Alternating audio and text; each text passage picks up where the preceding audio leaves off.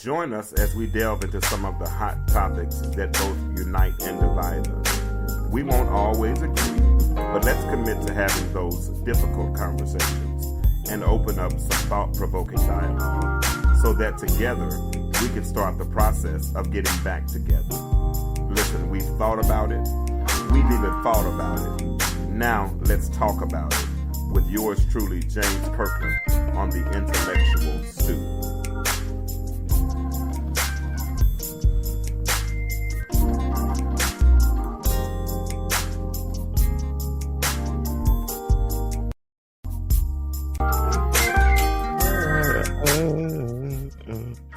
All right, do me a favor, y'all. Come on in the room, tap in, share this information with friends, and let them know that James Kirkland is live and in living color online. I'm getting ready to have a discussion with you tonight, and I hope you don't mind if you don't have anything. There ain't no football on. Hey Viola, hi, hello Myra. No football on. Another hey from Columbia, okay. Columbia, all right.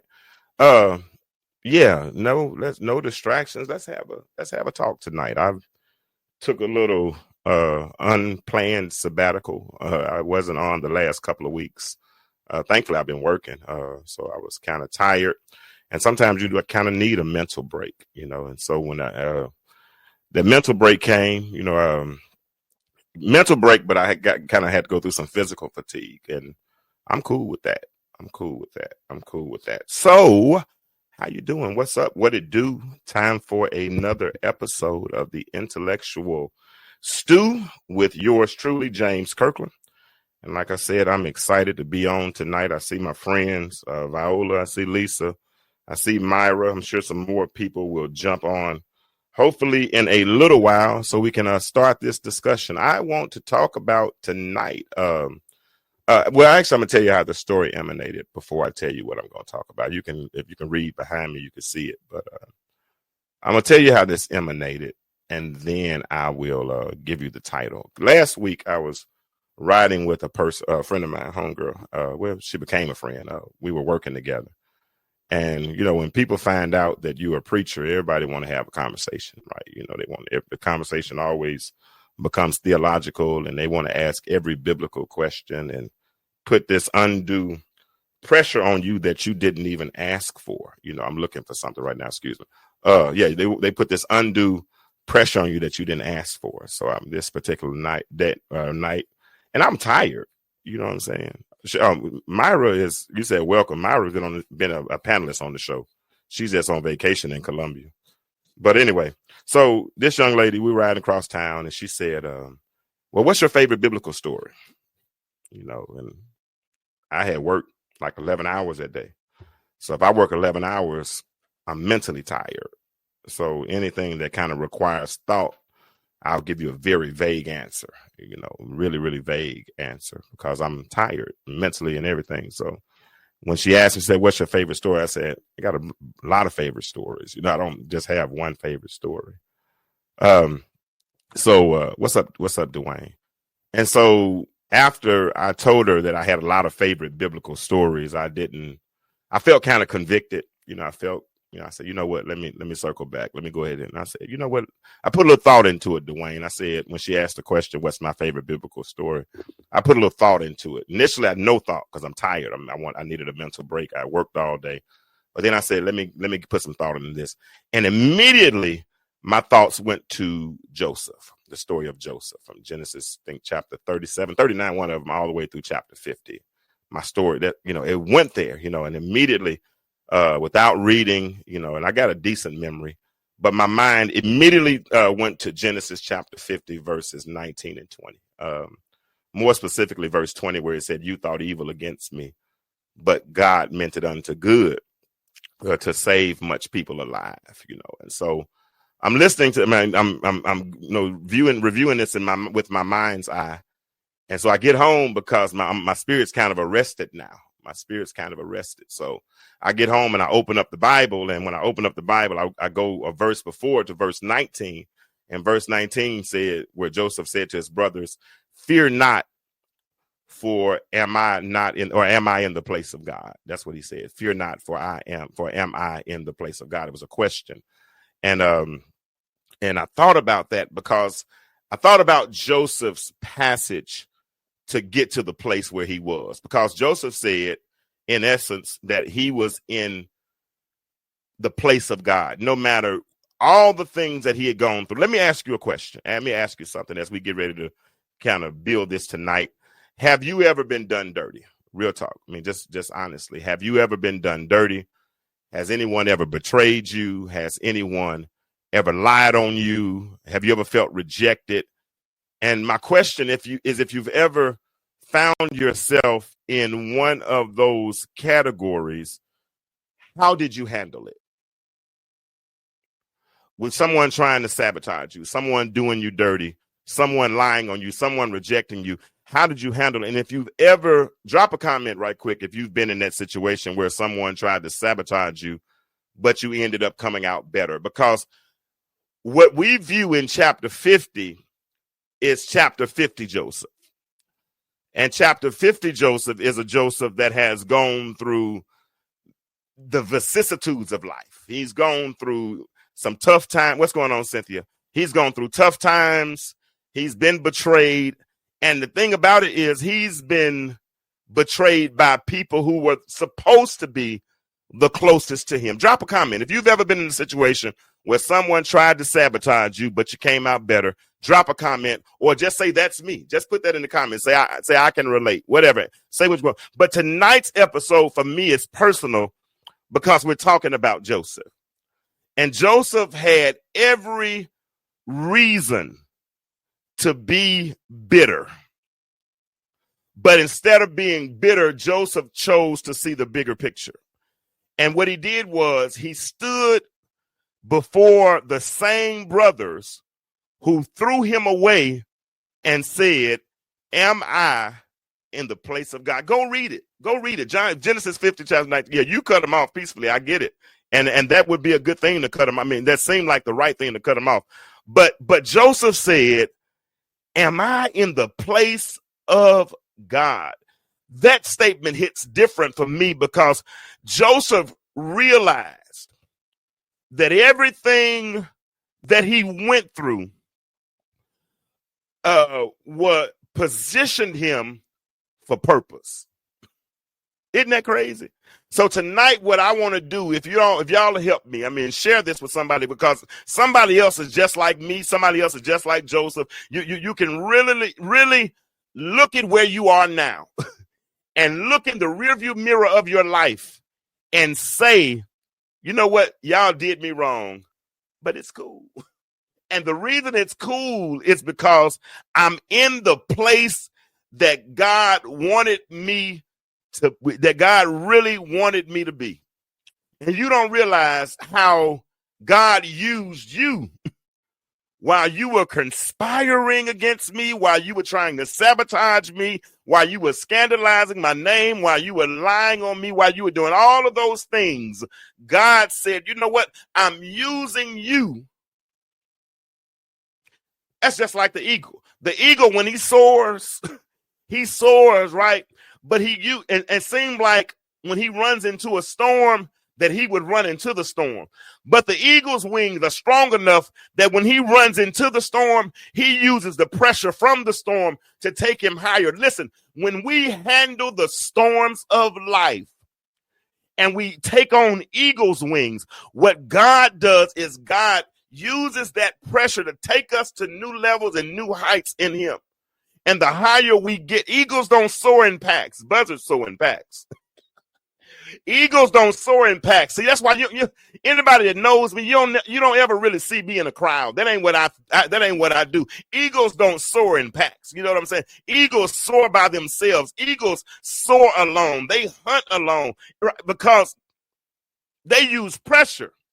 the pressure of life to go to heights that most people can't even go through. So I can relate to Joseph when Joseph said, yeah, you know what? Y'all did me wrong, but I'm cool because if you didn't do me wrong, I wouldn't be where I am now. And I can honestly say, Joseph said in chapter 50, verse 19, I can honestly say that I'm in the place of God. Can you honestly say that God, that you are where God wants you to be? And when you look through the rear view mirror of life and you stop being bitter and look at the bigger picture, you can really you ought to be able to testify and say that it was because of what I went through that I grew through.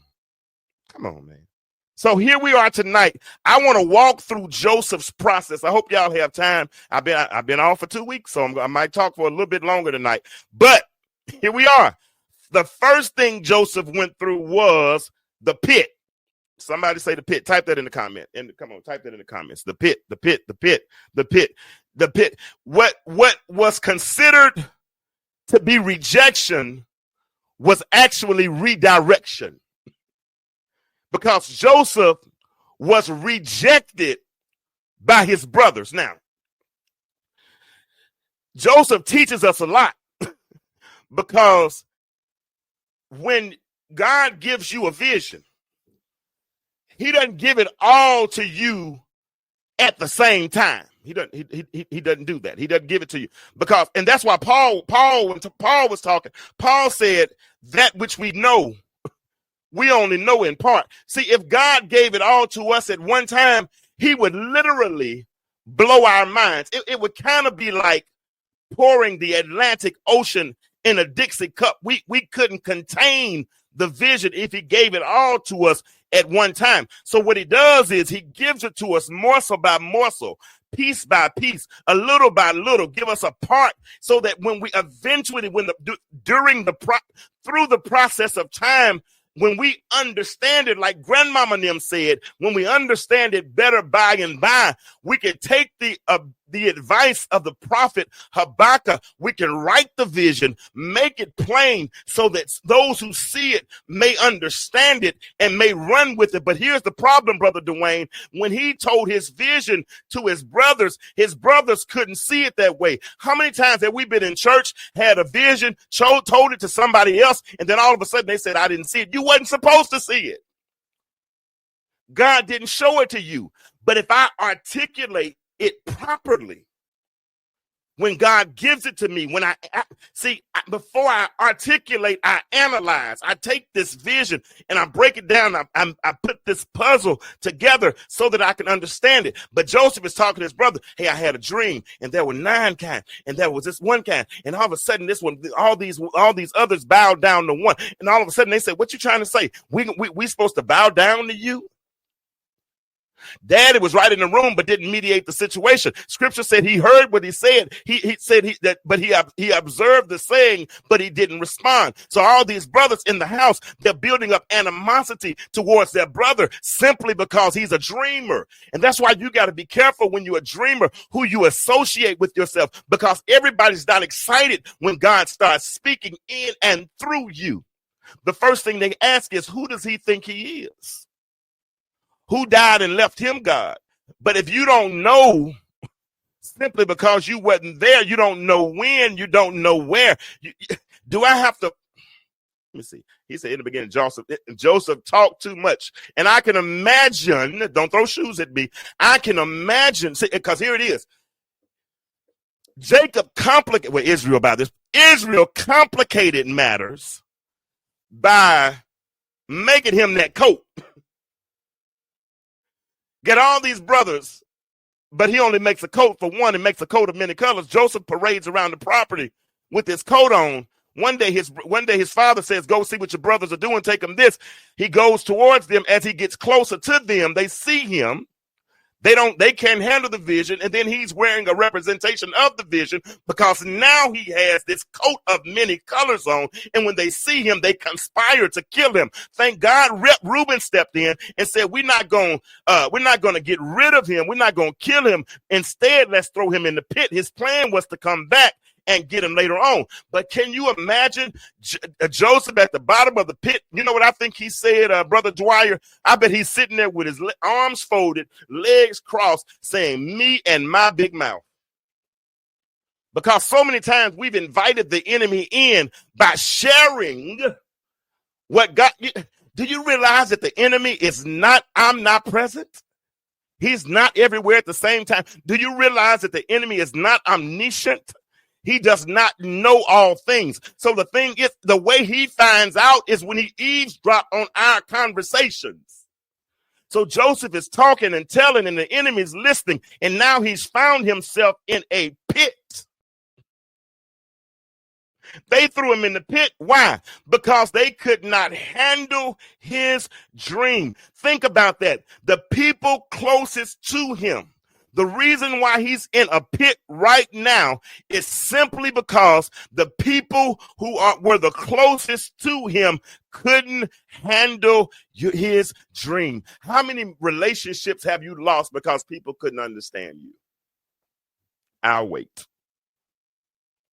Has that ever happened has that ever happened to you? If that's happened to you, just type it in the comments. Say, that's me.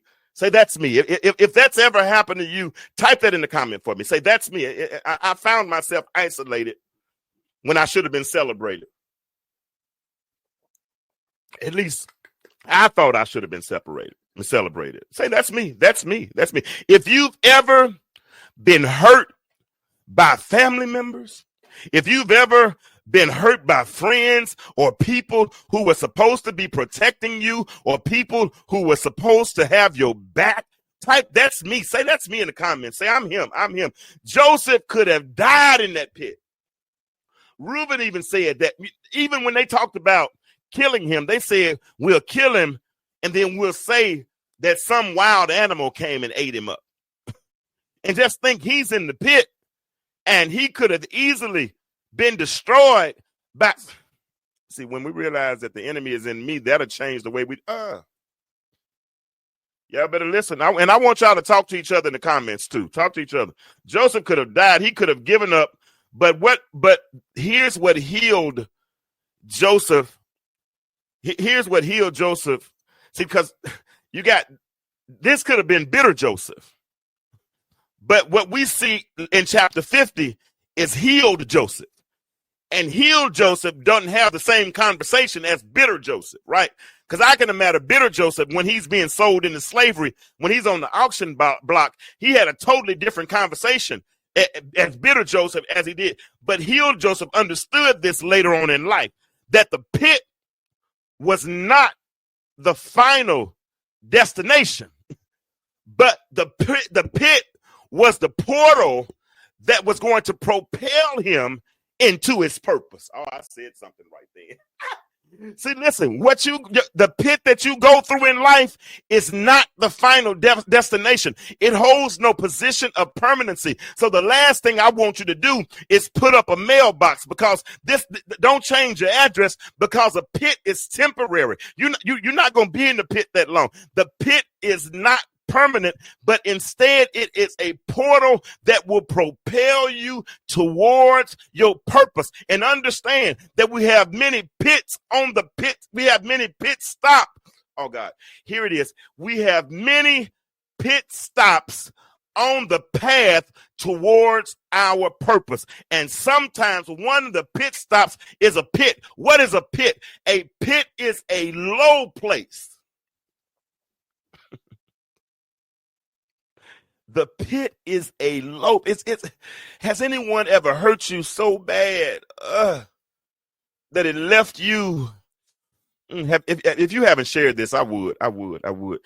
Has the pit ever hurt you so bad that it left you in a low place? I mean, brokenness.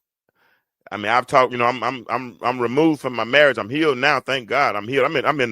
I told somebody the other day, I'm in the best place I've been in a long time mentally.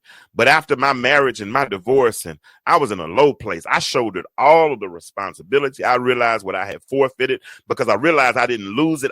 I lost it because Paul said, count all things but lost. The word lost in the Greek means I forfeited. The devil does not have any power to take anything away from you that God has given you. You forfeited it. You gave it away. You're drawn away of your own lust. I forfeited it, and it left me in a low place. So many times we're in a low place. Sometimes people put us in a low place, but sometimes we put ourselves in that low place. And Joseph was in a low place, but healed Joseph could look and say, yeah, that was part of my pilgrimage. That was my path. I had to go through it. And truth be told, some of you right now feel like you're in a pit season. Be real. Talk to me. Right now, you feel like you are in a pit season. You feel like you're in a low place. You feel like you're in a pit season. But I want to encourage you. May I encourage you? Please let me encourage you. If you are in a pit, if you are in a low place, hear me and hear me well. You were not buried in the low place. You were planted in the low place. Oh, God, I'm preaching better than y'all letting on tonight. You were not buried in the low place. God planted you in the low place. And sometimes when you've been planted, we talked about it a couple of weeks ago, you got to grow down before you grow up. And when you grow down as roots, you're looking for a rock to cling on to because the rock gives you the support that's necessary. Watch this. When you are in the low place and you're trying to come out of it, you better connect to something that's going to give you strong roots to be able to stand against what's coming next. Because guess what? Sometimes you will be sold into slavery. Sometimes you will be put on the auction block. And the thing about it is when you put on the auction block, you don't know who your master or who it is that you're going to have to serve. But thank God Joseph ended up at Potiphar's house. Because in the Potiphar's house, Joseph got favor, man. I'm talking about in Potiphar's house. I mean, he was in charge of everything. They gave him the checkbook, man. He made sure the light bill was paid. He made sure the gas bill was paid. He made sure the phone bill was paid. He made sure everything. He made sure that all of the workers got their checks. He made sure the house was clean. I mean, he made sure everything was on point because Potiphar pretty much put him in command. But you got to be careful, brothers, when you allow your woman to see somebody else being the authoritative figure in your house, because Potiphar was letting Potiphar was letting Joseph be the man of the house. His wife started gravitating towards Joseph, and when Joseph rejected her advances by saying, I can't mess up on my master, because if I mess up on my master, I'm going to forfeit everything I've done. He trusts me, and I don't want to mess up this trust that I have built with my master. And she didn't like the rejection. So you know what she did? She made a false accusation. She said that he tried to rape her. He tried to take advantage of her. Come on, talk to me, somebody. But can I tell you something? That sometimes false accusations will build your character. Especially when you know that you're not guilty. If you have not reflected like this, like love, something like this for me, please, please, please, please, please. Listen, Joseph said, I'm not going to mess up. This man is, a few days ago, I was in the pit. Now I'm sleeping in Potiphar's house. I feel like I've been promoted. And so since I've been promoted, I'm not going to forfeit the blessing that has been bestowed upon me. But do you realize that sometimes you can be doing the right thing and still end up in the wrong situation? Because who understands the mind of God? You don't know. See, God will take mess and turn mess into a miracle. He took Naaman's dirty situation. Naaman had leprosy, but let him get clean in a dirty river called Jordan. He'll revert some stuff he does. It does not make sense. He promotes him, takes him to Potiphar's house, and this looks like it could have been the destination. Joseph gets out of the pit. Things are looking up. He's serving in Potiphar's house. He's winning. But just when he gets comfortable, here comes a false accusation. Potiphar's wife lies on him. All things work together for the good. Absolutely. Romans 8:28. Yeah, sometimes the pit comes because we are pursuing what we want and not what he called. Absolutely. Yes, sir. Yes, sir. But let me ask you something. Have you ever been blamed for something you didn't do? Maybe on your job, maybe in a relationship, maybe even in ministry. If you have, just type in the comments, say, I've been there. Say, I've been there. I've been there. I've been there. I've been there. I've been there. You've been blamed for something you didn't even do. And Joseph could have, because he got put in the pit just because he had a dream from people who were the closest to him. Now he's at his master's house, Potiphar, doing what he's supposed to do, rejects the advances of a woman that he could have taken advantage of. So that means all brothers don't want what you got, sis. Some people will turn you down. But could have done that, but now this woman is lying. And you know, Dwayne, you know, bro, that if the wife said it, he got to believe the wife. So here he is now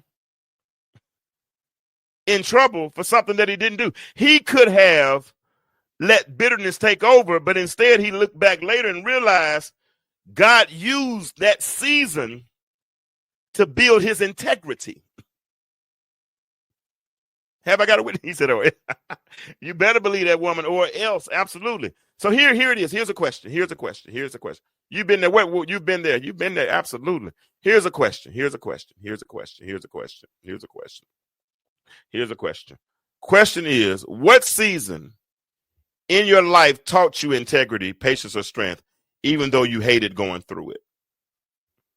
What season taught you integrity in patience or strength, even though you hated going through? You say you've been there. What season? What was that season like? Because in that season, you could have easily been bitter. And be honest, I'm gonna raise my hand. I'll raise my hand. I'll go first. Y'all don't have to raise y'all's hand. I'll go first. In that season, I was bitter. My conversation was different. I mean, because sometimes in those moments, I did complain. I mean, everybody lying on me. Everybody mistreating me. In fact, I had a they mentality. It wasn't my fault. It was them. I didn't see myself in the situation. I didn't see myself as a pawn in the process. I saw myself as a victim. And when you see yourself as a victim, it's hard to become a victim. Hold on, drop my phone. If you see yourself as a victim, it's hard to see yourself as a victor. Does that make sense? If you see yourself as a victim, it's hard to see yourself. Joseph, even in this moment, he maintained his integrity. What season in your life taught you integrity? If you've been there, even though you hated going through it, talk to me. Let me talk. I want to read some of your comments. Let me read Lisa's comment. Lisa said, had I never been pushed, I wouldn't have gained the strength to keep going. Give me something where you don't want to be nosy. I'm being nosy. Let me go. I want kind of some specific situation. He said, Dwayne said, for me, the stormy season for past divorce, angry in the gym, throwing up, iron like it owed me something, 0 to 60 in 40 seconds. Absolutely. I get it. Absolutely. It'll make you but it'll help you get through that season in your life. It'll help you get through it. Lisa says she had to deal with addiction. All of us have been through something. And those seasons taught us integrity and patience, because we can only hemorrhage for so long before we bleed out. That was prophetic. We can only hemorrhage so long before we eventually bleed out. Does that make sense? Does that make sense?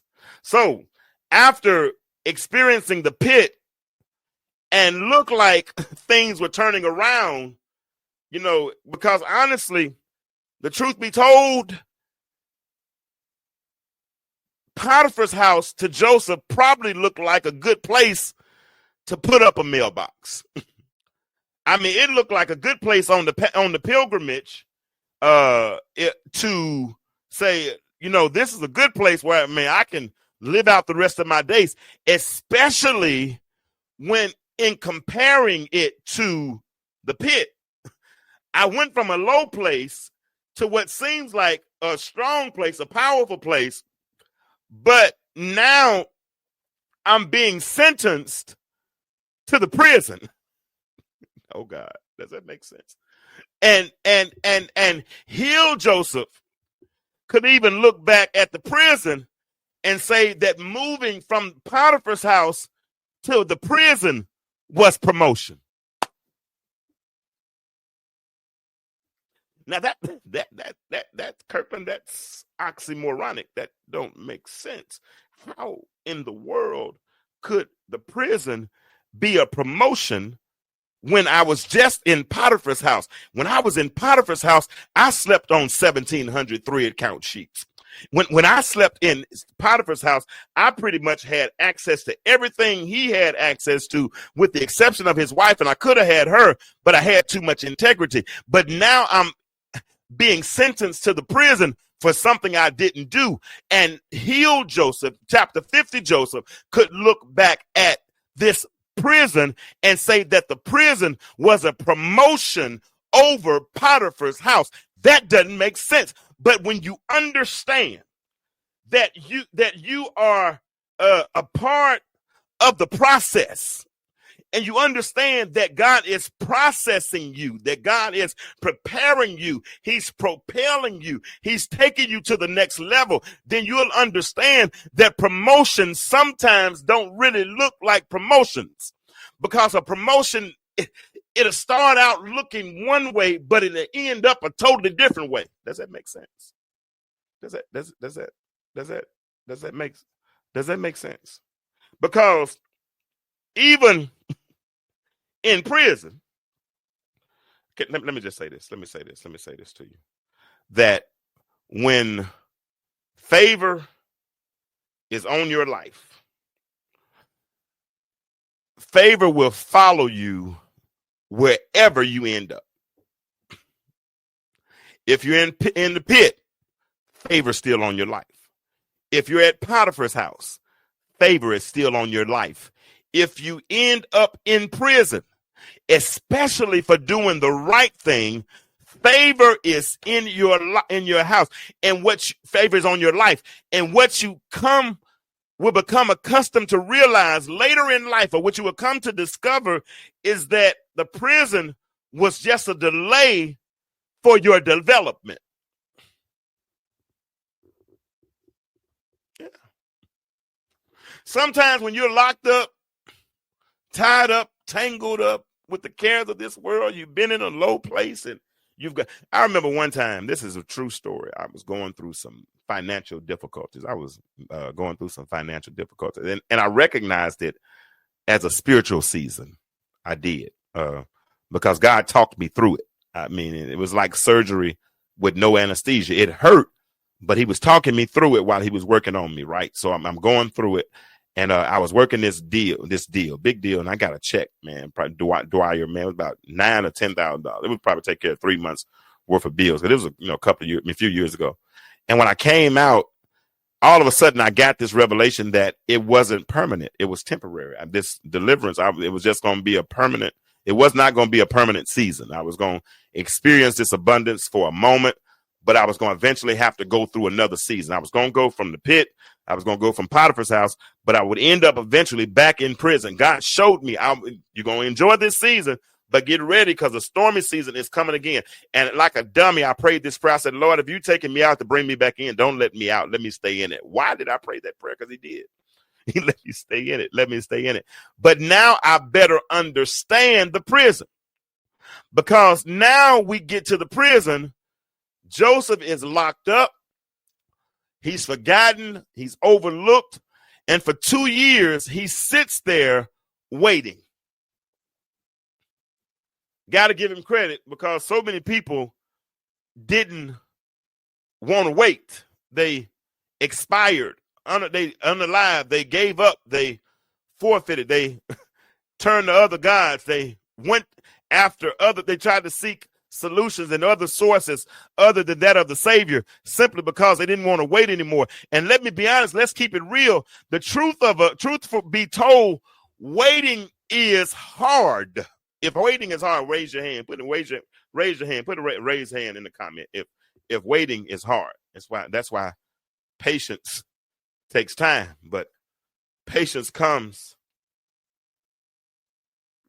on the heels of experience. That's why we have to go through things, right? And the more we experience, we kind of develop faith files, and we're able to look back and say, if God did it then, he can do it again, because there's no secret what God can do. What he's done for others, he can do the same for us too. So waiting is hard, but as we grow in grace and we develop more testimonies and we understand that the tests have produced the testimony, then waiting becomes a little easier to do. How many of us right now, if we are honest, how many of us are in a waiting season right now? How many of us are in a waiting season right now? I don't know. Maybe you're waiting on a job. Maybe you're waiting on a relationship. Been alone for a season, and this season you feel like you're healed enough now. Because you know what? I don't think any of us will ever be totally healed, but we pray that we become healed enough, right? Because sometimes the healing that we need is in our next relationship, right? Because a faith that has never been tested is one that really cannot be trusted. So you can really be healed and not even know you're healed, right? Or you can think you're healed until you're in that moment and you're being tested in that moment, right? So you want to be healed, but you just don't know. So some of us are in a waiting season right now. We're waiting on a healing. We're waiting on a breakthrough. And if that's you, type "that's me." If you're in the waiting room of life, type "that's me." But here's what Joseph learned in that waiting season. And I pray that you learn the same thing, that God is not ignoring you, but God is preparing you. Joseph could say God was not ignoring him. That's what he came to discover. But God was preparing him, because in every facet and phase of life, Joseph's favor was shown every time. Let me see what Dwayne said. Dwayne said, I believe we are all in a waiting season. Even if we're experiencing greater experiences, it's still a waiting season for what he will show us next. Absolutely. Abso-freaking-lutely.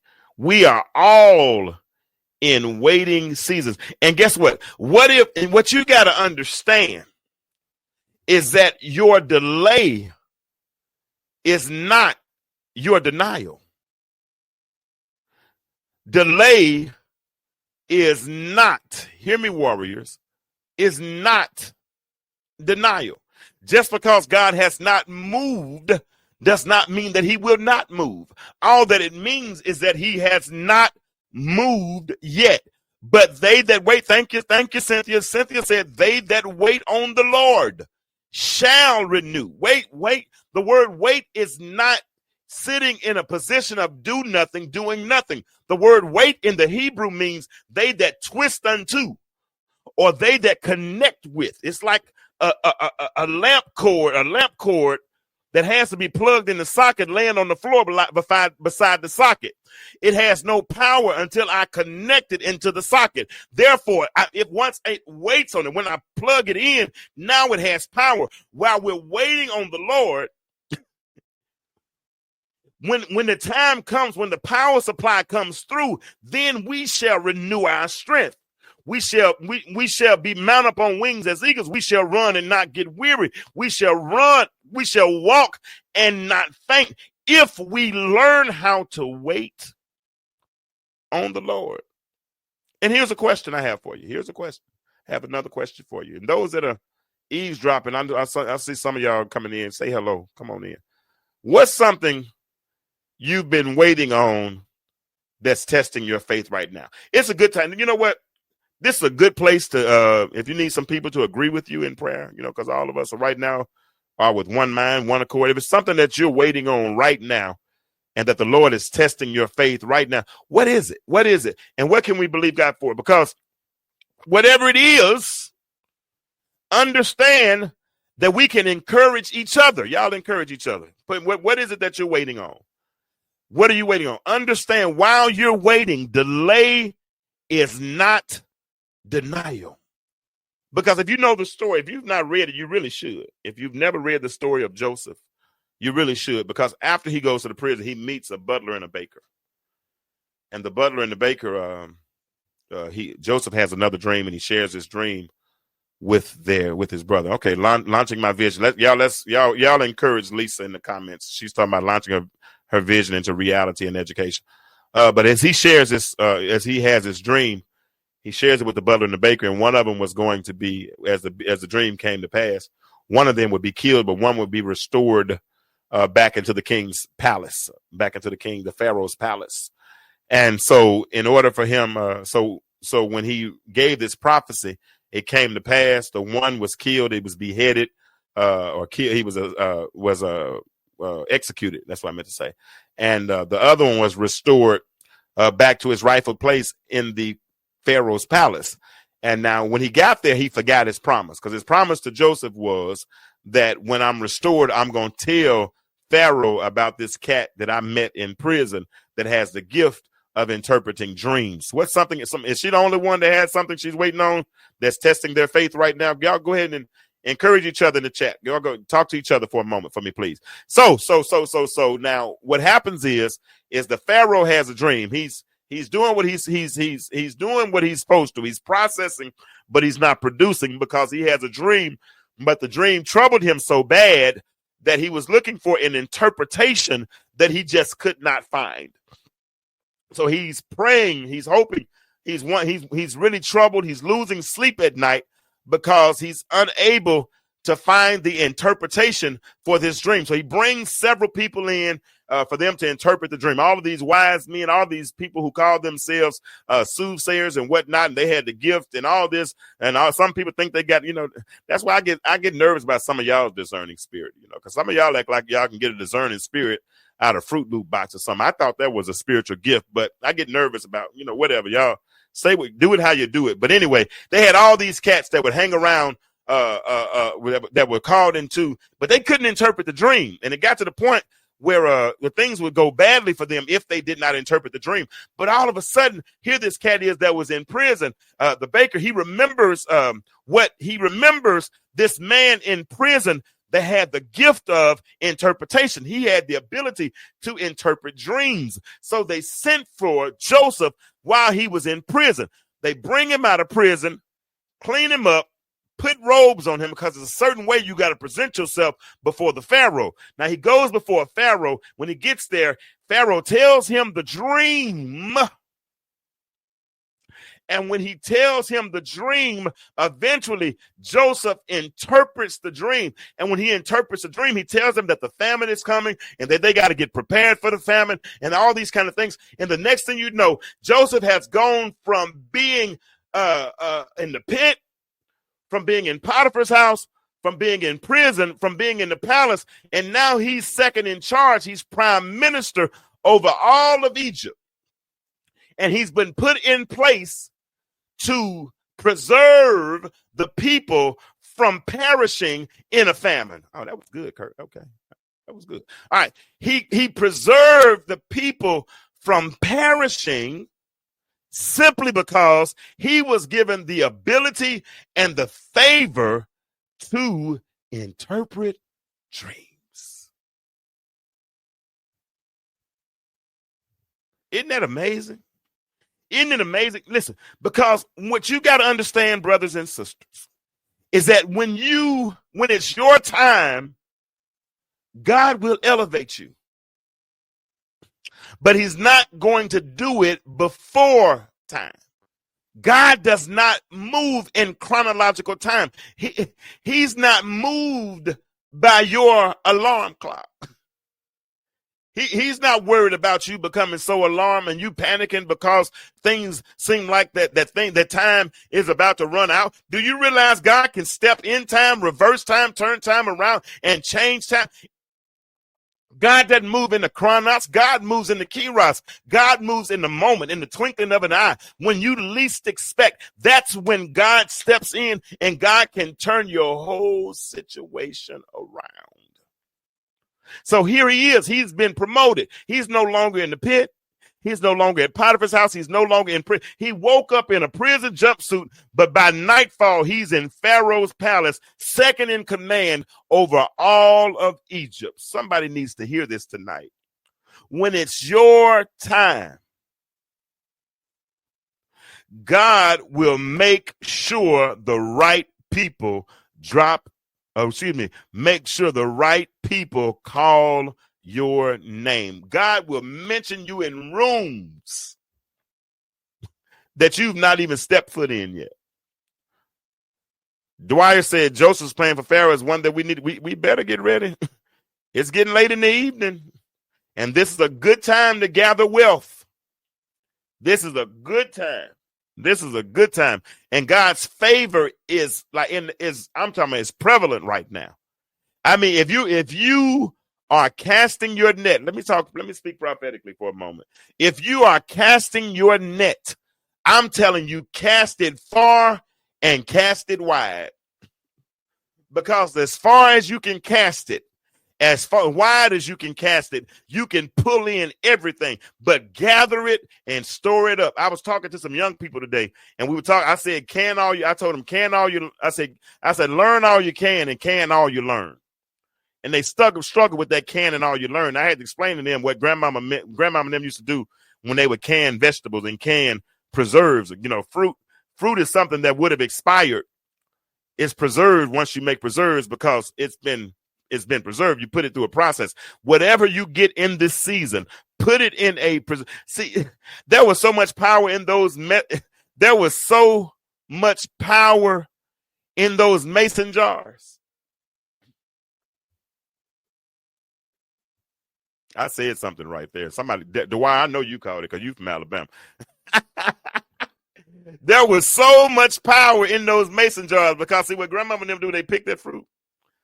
Then after they picked that fruit, they would peel the fruit. And then after they peeled the fruit, they would cut the fruit up. And then what my grandmama would do is she would leave the fruit out overnight because when you left the fruit out overnight, it kind of developed a tough little skin on the fruit, made it a little bit tougher. But then after she made the fruit tough, then she'll put it in a pan, and season it with seasonal and cinnamon and sugar and all these different types of things. Then she'll turn the heat up because things would get hot. And then when the fruit got real hot, then it would change forms, right? It would kind of, turn to different colors. And then all of a sudden when it started turning, I used to, okay, I thought you, my bad. So, but if fruit started turning colors, then she would put it, this little nasty looking concoction, right? She'd put it all in mason jars. And then all of a sudden she'd put that mason jar and seal it and put it in closets all around the house, several mason jars all around the house. And 2, 3, 4 months later, I saw those mason jars and I saw this fruit turning brown and didn't really look edible and didn't look like, it didn't really look like that. But a little bit later on, grandmama would wake me up and I smell biscuits and bacon and eggs and oatmeal and all. Cause we from Arkansas. We weren't raised on grits. We were raised on cream of wheat and oatmeal. And so what we would do at that time, right? I got grits later on. I did, so, but after a while I wake up and then grandma would go grab one of those jars. And when she grabbed those jars, she would take the top off. But I didn't realize it then, Dwyer, but I understand it now. When she twisted the top off, the whole top didn't come off. I mean, the flat piece kind of stayed on top because that was what sealed the jar, right? It sealed.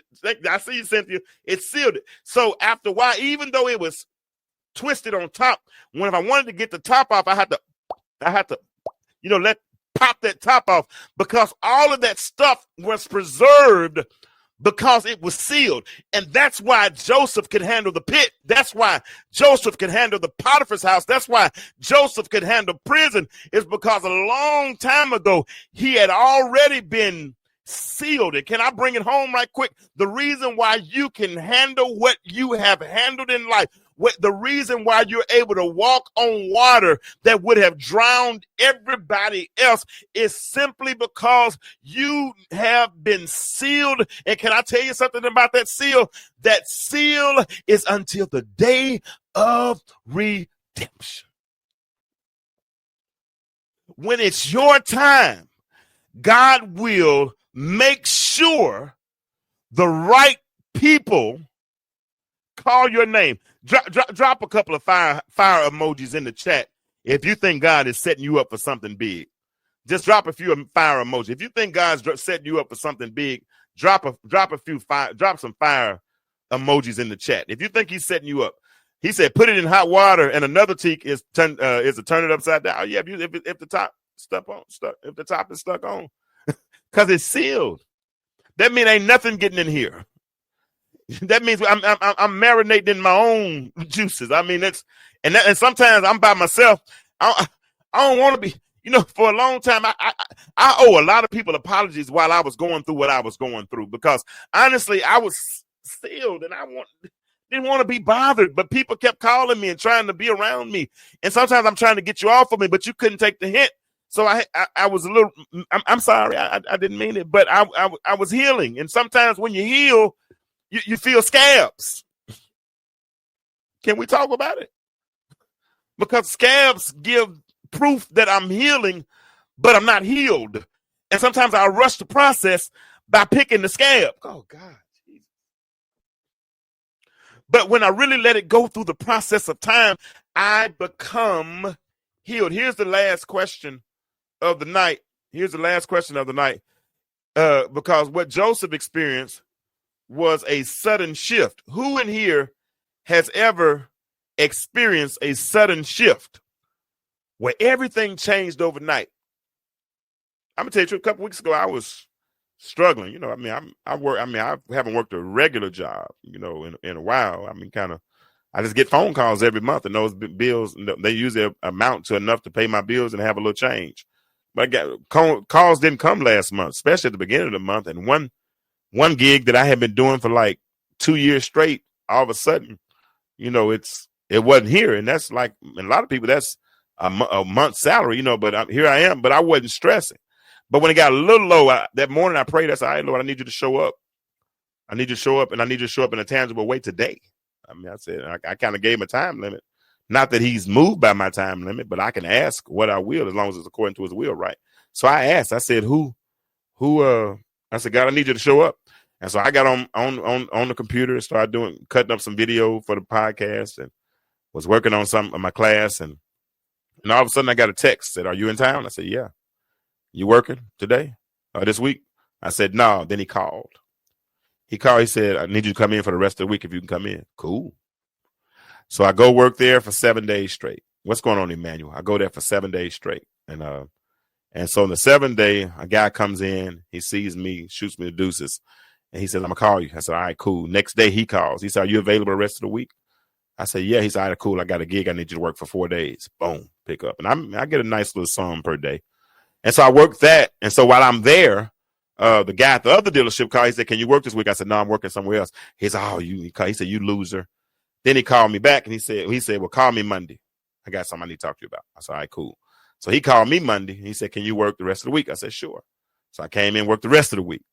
And then, and so in other words, I've been working like 3 or 4 weeks. And like I said, I make pretty good wage per day. I'm not none of your business how much, but I told God what I needed in what could have been perceived as a low place. But I called the unseen as seen, asked God, told him what I needed. He put angels on assignment, phone calls started coming, and I'm all right. I'm okay now. I'm trying to decide, do I want to go on vacation next month? But it's because God can give you a sudden shift. It don't take God all year, all month, God can move in a moment. God can touch the heart of the king. God touched Pharaoh's heart, and Joseph went from being a prisoner to second in command. Isn't that amazing? Who here has ever experienced a sudden shift? A shift for everything. I want to hear your testimony. If I don't read them right now, I'm gonna come back and read over the comments. But whoever in here has God ever turned something around? He turned your mourning into dancing. What should have had you bitter, once you looked at it in the proper context, you realized that you were better and you experienced a sudden shift. Because you know what? A lot of times, the reason why our fire can't burn the way it should burn, here it is again. Here's a prophetic. The reason why a lot of people, the fire can't burn the way it should burn is simply because, here it is, you ready? It's because there are too many ashes on the altar. What ashes are you talking about, Kirkland? You haven't forgiven somebody you need to forgive.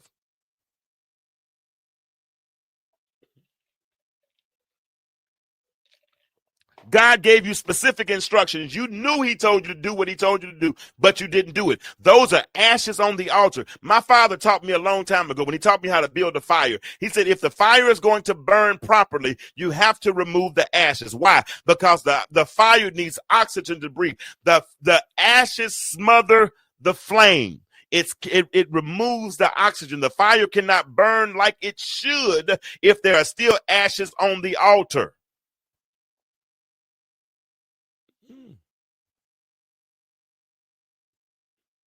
So the reason why some of you might not be functioning the way you think you should, or with the reason why you're stuck in that low place, it's cool. But it's cool. It's cool. It's cool because guess what? Even in those low places, even in the prison, even in Potiphar's house, even because think about it. On the path to purpose, we will experience many pit stops. Sometimes the pit stops will be perilous. Sometimes even in the pit stop, it would look like we're producing.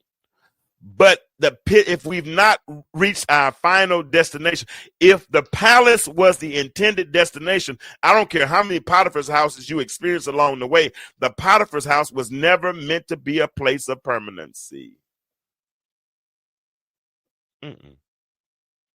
So Joseph could look back over his life and say, Lord, you brought me from a mighty long way, because I didn't understand it while I was going through it. In fact, sometimes I groaned while I was going through it, but I grew through it because guess what? Now he's able to say, because guess what? At the end of it all, there's a famine in the land. There's only one place you can go and get food. And guess who's in control? Joseph. And then all of a sudden, here comes the same brothers who started this process by placing him in a pit. And when they came in, at first he didn't want them to recognize him because he thought they were going to be afraid of him. He thought that if they recognized him, that they probably wouldn't ask because they knew that he did him wrong. But Joseph did something that a lot of us have not done, and he really godly forgave his brothers. See, forgiveness is when you put something in a place where it no longer hurts anymore. I'm not holding you accountable. I forgive you. We done. I'm not going to punish you. And what Joseph could say is that everything in life was not a punishment. I thought my pit was punishment. And I thought you were the ones that put me through it. But I realized now my pit was a promotion. Thank you, God. And so therefore, I'm not upset with you. Come on in, bro. Tell me. In fact, go get my daddy. Y'all come on in. See, because the reason why, don't you be afraid, because all of these things had to happen. Because if you didn't do it, am I not in the place of God now? I'm right where God wanted me to be, even in enemy territory, in a polygamy nation, because we understood Egyptians worshiped other gods. But even in this moment, God, even now, there are saints at Caesar's house. I'm talking to somebody. Even now, there are saints that are in Caesar's house. Hear me well when I say that. God raised him up in the enemy nation, in the Pharaoh's land, in Egypt. God raised him up. That's why he can say, am I in the place of God? He realized the pit positioned him. The false accusations built his character. The delay developed him, but the palace was always the plan. Joseph could have been bitter, but instead he was better. Somebody needs to declare right now, I refuse to be bitter. Instead, I choose to be better. I refuse. Lisa said the pit stop caused her to lose everything she had. To talk about the tornado caused her to lose a car, unable to work. But I asked God for time to study and bring my vision to reality, and that's where I am. And I have peace and abundance in every area of life, sitting at home doing what I wanted to be doing. Now I'm ready for my next level. Absolutely. Understand, you when you look at that, you can say, I refuse to be bitter. I choose to be better. Who all chooses to be better? Who all chooses? Who all chooses to be better? Who all chooses to be better? You can be. Listen, the chapter 50 version of you is better than the chapter 39 or chapter 37 version of you. Why? Because you've gone through it. You're not the same person. Your experience has made you a better person. And that's a good thing. That's a powerful place to be in, to realize that things didn't make you bitter, but it made you better. And I want to. The phone line is open. The link is in the chat. If anybody has a testimony they want to share, I'll do that. Like I said, this is the first time I've been on in a couple of weeks. But this is a powerful lesson because it takes those that even like myself that probably participated in the blame game. It gives you a different perspective where you can say, y'all did do me wrong. Because at the end of the day, his brothers, if you look at it, we're human, man. If you cut me, I'm going to bleed. Yeah. I mean, if you step on my toe, I'm going to say, ouch. And the older I get, my bones might not be as strong as they used to be. So if you step on that toe right, you might break it. You know, I've stumped my toe and said ouch. So if you step on it, it's going to hurt. And typically you're going to get a reaction, right? And it might not be the reaction that you want, but you're going to certainly get a reaction. But when I look back over it, and I say, okay, well, maybe what Dwyer said, all things work together for the good of them who love God, who are the called according to his purpose. When I really sure enough understand that, I can say what Joseph said. And you know what Joseph said? Joseph said, you know what, your intentions were evil. You meant evil against me. But even though you meant evil against me, God meant it unto good. And what you did, brothers, high five each other, because what you did ended up saving a whole lot of people. Because if I had not been in this position, do you realize that there's a job that God has called you to that only you can do? Thank you, Holy Ghost. I hear you. Do you realize that there is a job that God has called you to that only you can do? But you got to go through the process. But so many times while you're in the process, you want to put up mailboxes in places that weren't intended to be permanent. I'm speaking to somebody tonight. Take that mailbox down. You've been in a low place long enough. It's time to get out.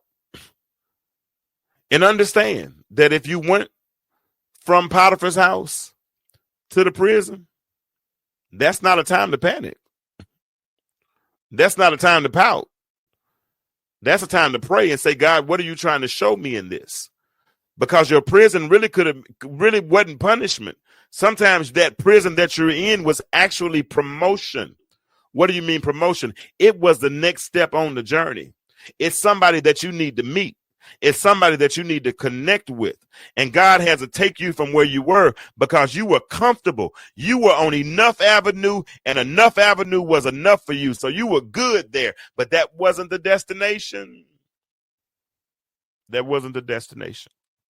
That was not the destination. God intended for us, or he still intends for us to make it to the palace. What did he say? He said, let not your heart be troubled. Ye believe in God, believe also. I know people don't talk about heaven no more, but I'm here. But you believe in God, believe also in me. For in my Father's house are many mansions. If it were not so, I would have told you. I go to prepare a place for you, that where I am, you may be also. And if I go, I'm going to come again and receive you unto myself. If it were not so, come on, talk to me, somebody. Grandmama said it like this: every day I'm sending up timber because I'm trying to get ready for my mansion. So, hey, we got work to do. This prison, this Potiphar place, this pit, just pit stops on the pilgrimage towards your purpose. If this message has blessed you, do me a favor, share this episode with someone that needs to hear it. Share this episode with someone because yeah, all of us at some point have been done wrong by somebody who was close to us. But tonight, after hearing this, you'll be able to look at him and say, you did me wrong. But it's cool. You know why it's cool? Because now I am in the place, thank you, Emmanuel, in the place of God. I'm right where God wants me to be. You couldn't have told me 5 years ago that I'd be here now. You couldn't have told me. You could not have told me that I'd be. But now I'm exactly, Emmanuel Thomas, I'm exactly where God wants me to be. If you're not following us, follow us on Facebook, Instagram, YouTube, at The Intellectual Stew, TikTok, all of them. And remember this on my way out of here, because I've given you all an opportunity. I was waiting on you to call. I was waiting on you all to tap in, but you didn't. So I'm going to bed. But remember this, the world is changing. My question for you is, why do you remain the same? Hey, we're on the path to better.